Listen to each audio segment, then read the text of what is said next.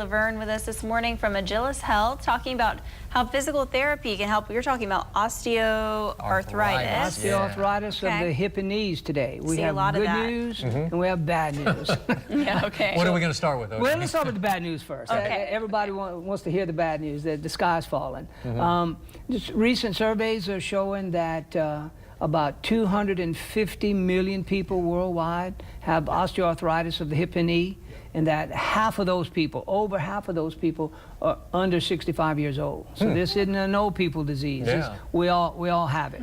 And that is the #2 leading disability globally. Okay, so globally means in the world, but it also means globally for us individually. It's the #1 reason that leads to disability in humans, is that we get wear and tear, low-grade inflammation in our hips and knees, and then it hurts.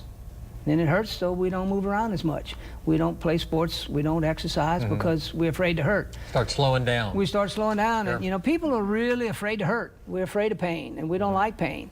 And so this inactivity leads to many other diseases, such as cardiovascular disease and obesity, diabetes, and Alzheimer's and dementia.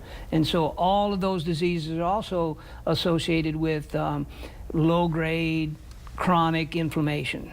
So that's the bad news. Right? Okay. The good news is all you got to do is get up and move. And Mark, we've talked about this over the years. Sounds simple, doesn't it? It sounds simple, but you know, we don't move enough. We don't exercise enough. So the research is saying that if you exercise a minimum of 2 days a week, 30 to 60 minutes at a time, you can help your arthritis. You can decrease your pain. That 3 days a week. 1 is unsupervised, 2 is supervised, so that's the minimum. That's what the insurance companies like. They like the minimum. The research says that the maximum is about a 12-week program, and that if you can increase your strength in your legs by 30%, in most cases, it will eliminate your pain and your disabilities. All right? And land-based exercise, meaning standing up, moving around, walking, has been shown to be as effective as non-steroidal anti-inflammatories, and up to 3 times as more effective as acetaminophen. So, and all of those drugs have problems with our liver, and we all know, you know, that we don't want to take drugs, and there's a war on opioids, and there's a solution. It's get up and exercise and get moving. Ignore some of that initial, just work through. Well, and the real thing here is that the pain from the exercise generally is never any greater than the pain you already have.